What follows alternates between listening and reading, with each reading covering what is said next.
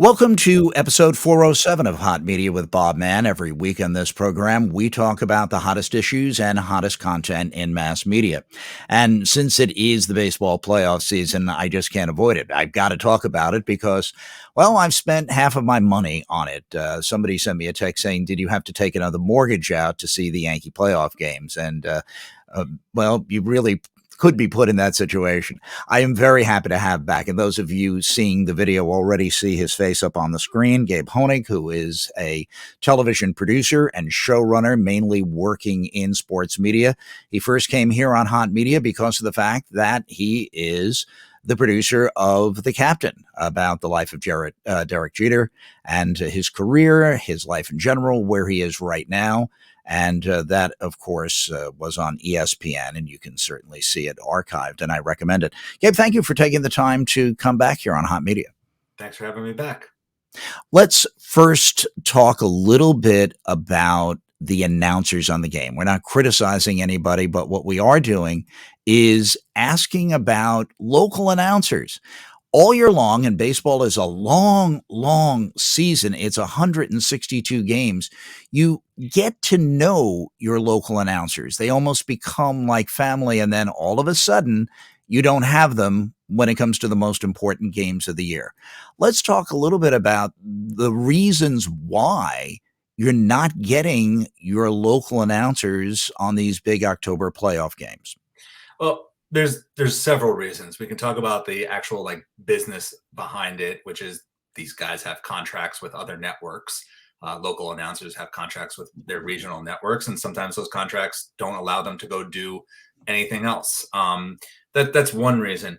There's the other emotional aspect of it as well, which I feel like doesn't get talked about a lot, and one that I actually find the most interesting. It's if you were rooting for the Yankees and the Cleveland announcers were announcing the game, you would automatically think they were rooting for the Cleveland team.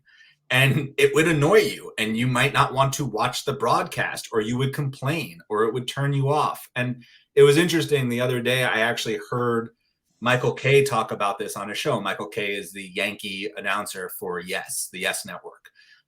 He also does Sunday night games for ESPN with Alex Rodriguez, a former Yankee. And ESPN, he said ESPN actually kept them Michael Kay and Alex Rodriguez away from the Mets series because they didn't want to be accused of putting Yankee announcers and former Yankees announcing a game for the Mets, because Met fans would just think that they're rooting against them. And I think the thing that a lot of people don't really understand is that by and large, these announcers aren't really rooting for anybody. They certainly don't do it out loud. I know Joe Buck's famous thing is that he's stopped every 10 feet with members of fan bases of every team, and the national announcer for football and baseball. And the people are constantly saying, why are you rooting against my team? And right. Said, you're prejudiced against my team. You hate the Yankees. And that's just pure objectivity that's there. It's funny you mentioned the K thing, because I was listening when that came up, and it was in reaction to a caller who said, I was upset you were doing the Cardinals-Phillies game. I wanted to go on those Met games. And Kay said to the guy, they hate A-Rod, but they despise me. That's right. That's a great quote. But it is true. But there is something, there's a lack of an entertainment factor, I guess, because we just know these people and we're willing to put up with some of their eccentricities. For example, John Sterling is a bombastic broadcaster, but we love him because he's ours as a Yankee fan. And I guess on the network level, you just can't have that, even though I'm not saying it's not professional to have a unique personality or to be a bit of a character. But on network TV, you're just going to get people turned off. Right. And there's also the other level is that there's the national game. The national broadcasts serve a very different master than the regional broadcasts. And it's not just in terms of the fan bases. It's, whether it's Major League Baseball, the NFL, and we'll keep it Major League Baseball because we're talking about the playoff coverage here, is that they're hoping that the casual fan will tune in. They hope that the ratings can start grabbing people who don't necessarily watch all of the 162 games during the season. And so the broadcasting muscles being used are very different. And I think that's what drives diehard fans crazy is they're like, why are they talking about RBIs? We're past that. We're in sabermetrics. They should be talking more about, launch angles and things like that, which they're starting to introduce a little bit. But national broadcasts are about bringing in the casual fan and actually catering to the casual fan, whereas the regional networks they expect those are the diehards. Those are the people who know the games, they know the players, and they know the stories. So if you're watching a national game, you're not going to get that inside feeling. You're going to get the surface level stuff, and you can see it here. The story they're driving is that the Yankees are the big market juggernaut that either hits a home run or strikes out. Even though the stats don't agree with any of those things, that's the storyline because it's easy to digest. The reality of what the Yankees are as a team is a lot more complicated than that. And the national broadcast just they tell their broadcasters, don't get into that stuff. Don't get into the weeds because you'll lose the casual viewer.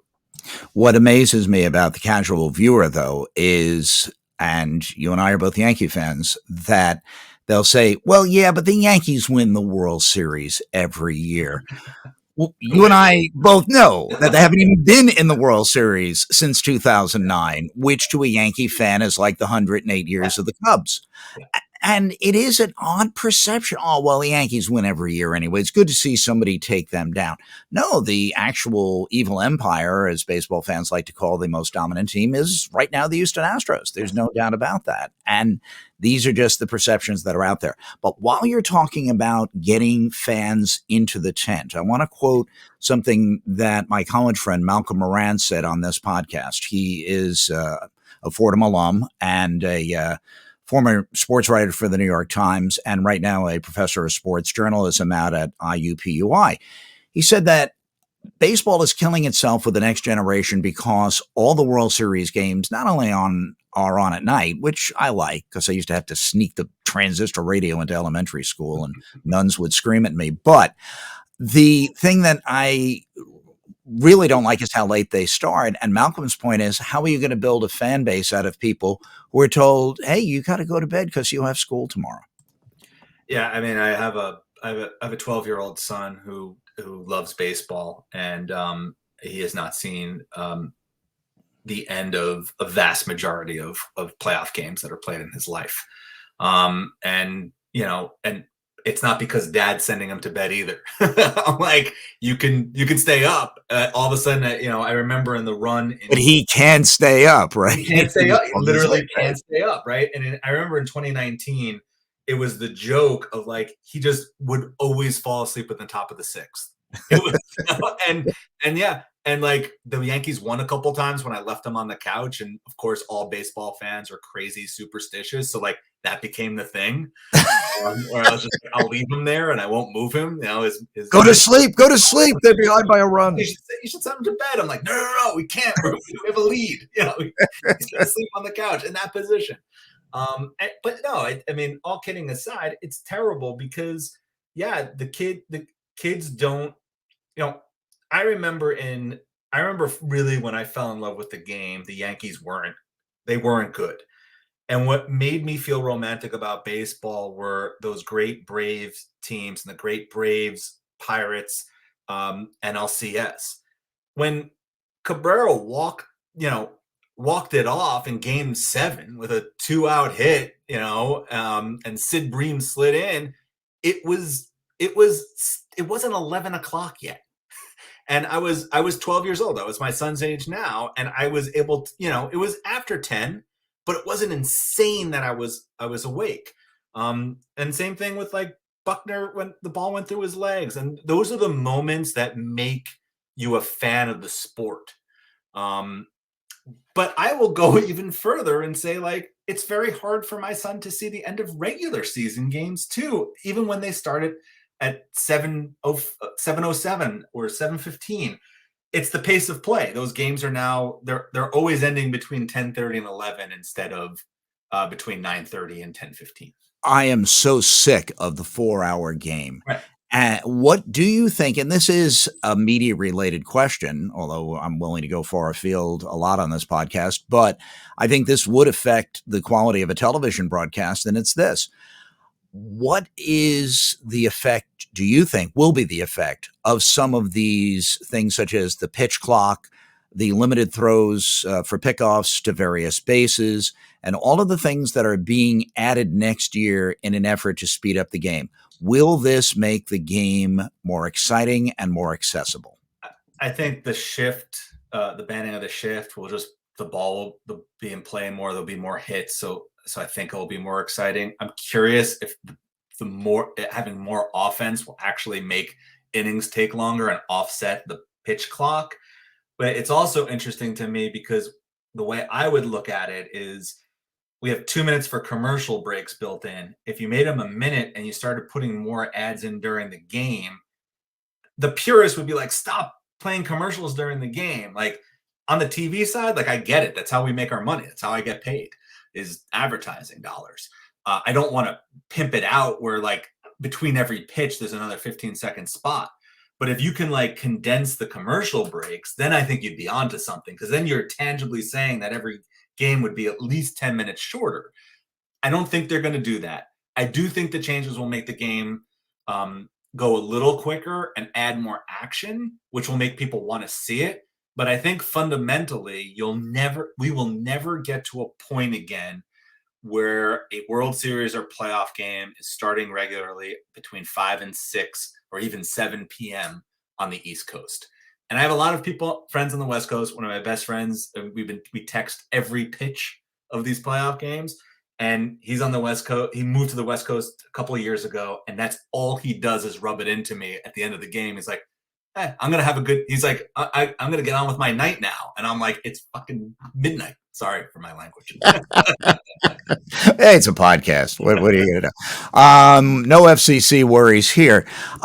Let me ask you though a little bit, and again, the business of television means revenue, and in sports television, it means rights fees. You're the Yes. only one who can broadcast this game, this series, so I get that, but it is becoming so insane how many different cable networks and now streaming services are part of this. Again, is this something that is actually a disservice to fans? Because, all right, you have to make sure you have TNT and TBS and ESPN, which of course is one of the companies with which you're affiliated. We're not knocking the networks for getting a piece of this. So many Yankee games are on Amazon Prime. Then there's the games on Apple TV. I think we discussed this during the regular season, but in October, you really could have a series where you can't see your team. So I'm of two minds. I'm 43, so I'm right on the cusp. I don't mind. I don't really care about it. I would care more if I didn't already have subscriptions to these things. On a personal level, like I already have Amazon.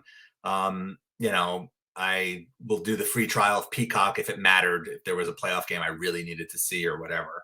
And I'm also technically savvy and I have smart TVs and Apple TVs and Roku's and things like that, and that doesn't daunt me. I'm not daunted in terms of finding the game. I think that those interfaces of those individual platforms need to be improved a little bit, but that's not germane to this conversation.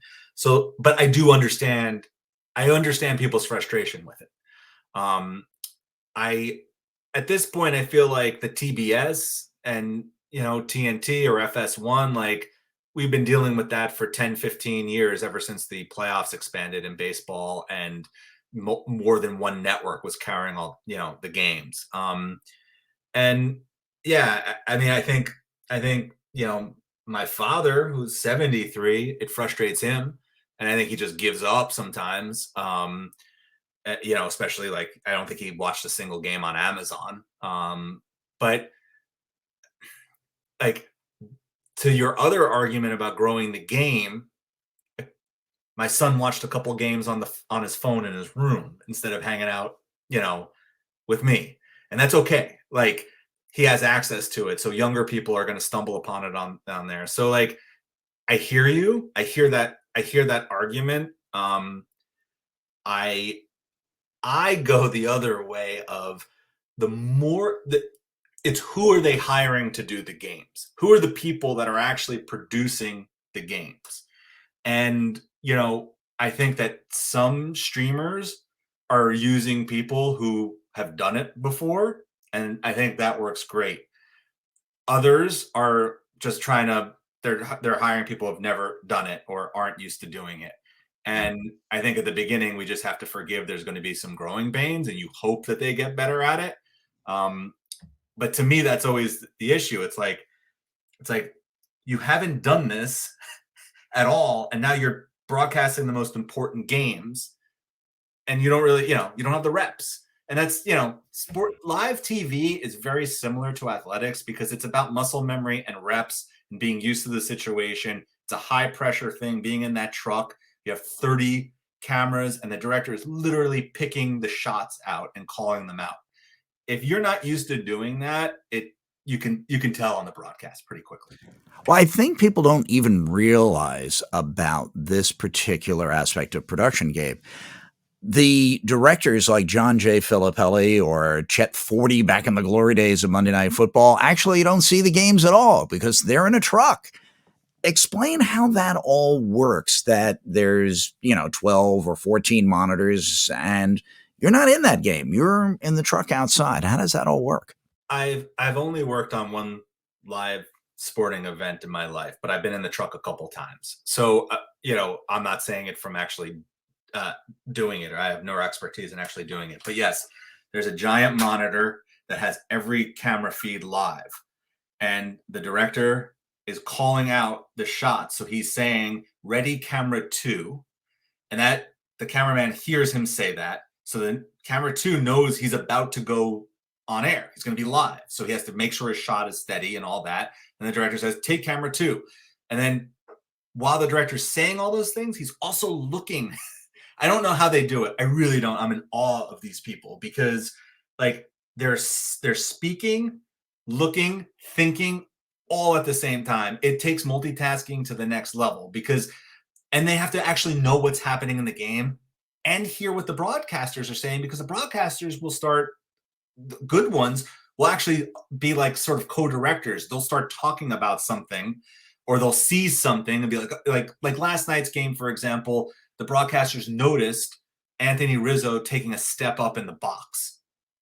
Now, that's a great production moment because all the cameras captured that as well. So the announcers are talking about something they saw in real time, and then there were 5 different angles of it in replay. If you have a director that hasn't done that a lot, we probably would only see 1 or 2 replays, if that. It is amazing. The ball comes off the bat. You're not actually in the ballpark. And from the other cameras you have in preview and what the broadcaster is saying that it's going to left center field. And in an instant, take 7 or whatever camera it is that is going to follow that ball. It really is amazing. By the way, one thing I've noticed, by the way, I'm closer to your father's age than to your age, but because I'm in the industry and teach it, I have every cable channel and all the rest. I do think it can be learned, but I don't know if it is to everyone. Not based on age either, affordable. I think that's part of the issue. That is a huge issue, and I shouldn't discount that at all. Thank you for bringing that back No, up. I wasn't saying you were discounting Oh it, but no, no, it's no. just a big picture. Yeah, and it always the thing I always when you're having those bar moments where you're just chatting with your friends and you're like, oh, if I ruled the world, I would. Um, I always wonder why they can't just sell individual games. Like, what is the downside of just saying there's one app, like on the MLB app? Like, I don't want to subscribe to the whole season, but like, I really want to watch this Red Sox Yankee game, in late August, and it cost me $1.99. And I understand they don't want to cannibalize like the other cable subscription things, but like, no, to your point, like, yeah, there's a lot of if the multiple streaming services can get cost prohibitive, um, yeah, I tend to forget that not everybody is in the TV industry. Like I have all the streaming services and all the cable and all that stuff because it's part of my job. Just part of the job, exactly.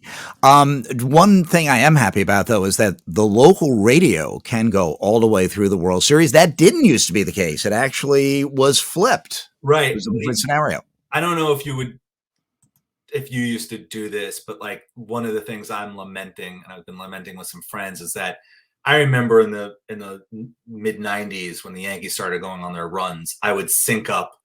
I would put the radio on because I loved Sterling and Kay.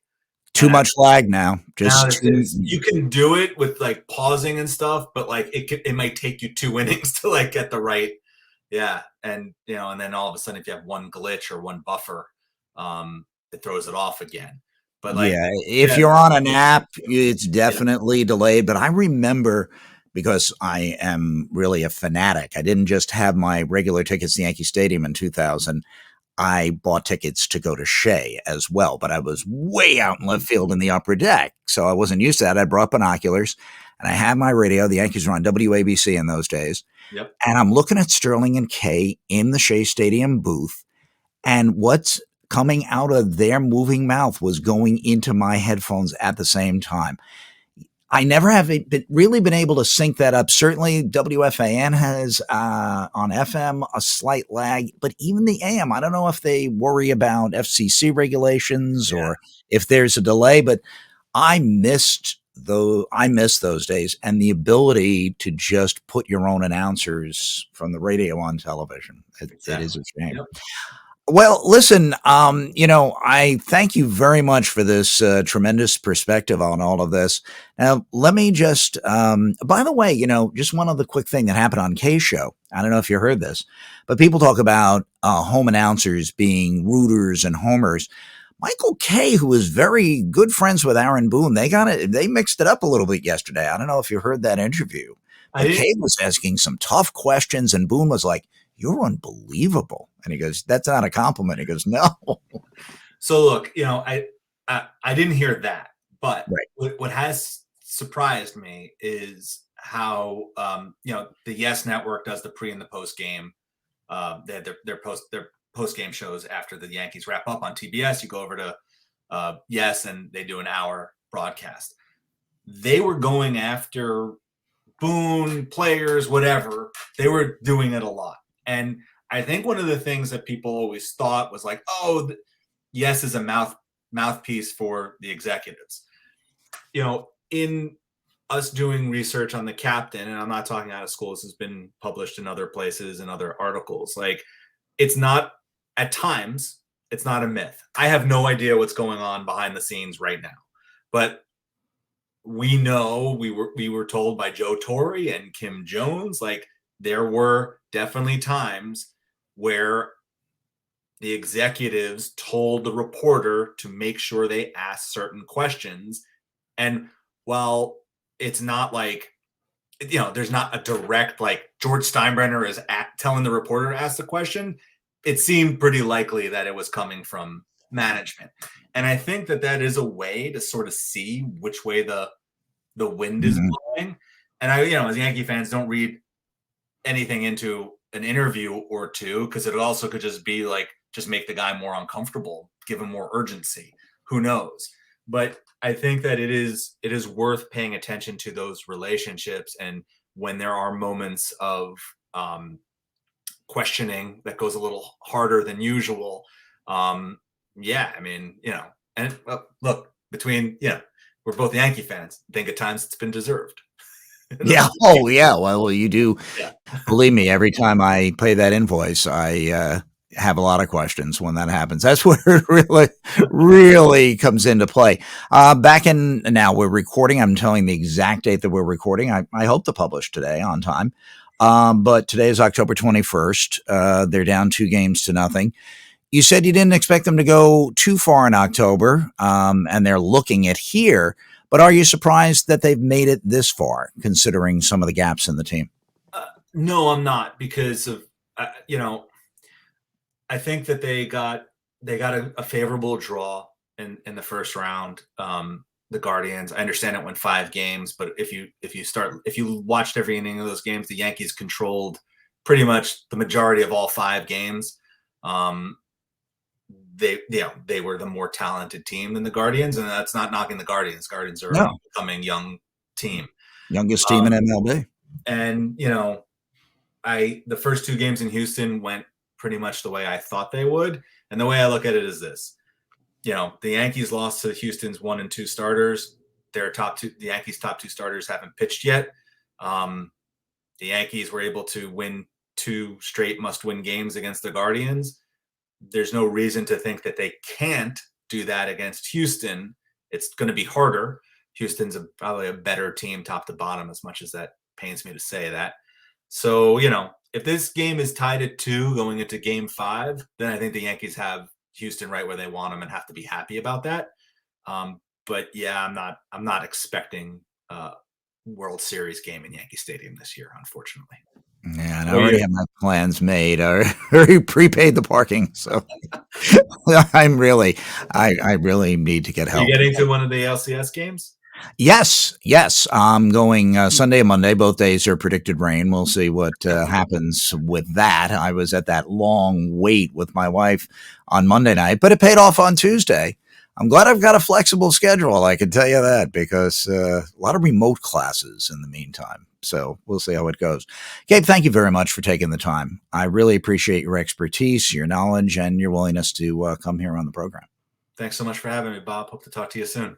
Yes, and Gabe, if you just hold on just for a second while I sign off, and I'll be right back with you. And I just want to remind everybody that this podcast is on every single week, and we talk about the hottest issues in the media. And I certainly hope that you will go to the website, www.bobmanhotmedia.com. For those of you listening on the audio, that is Bob Mann with 2 N's. And on Twitter, my handle @BobMannMedia. And please subscribe in audio or on video to Hot Media. And we look forward to seeing you again very soon. Thank you very much.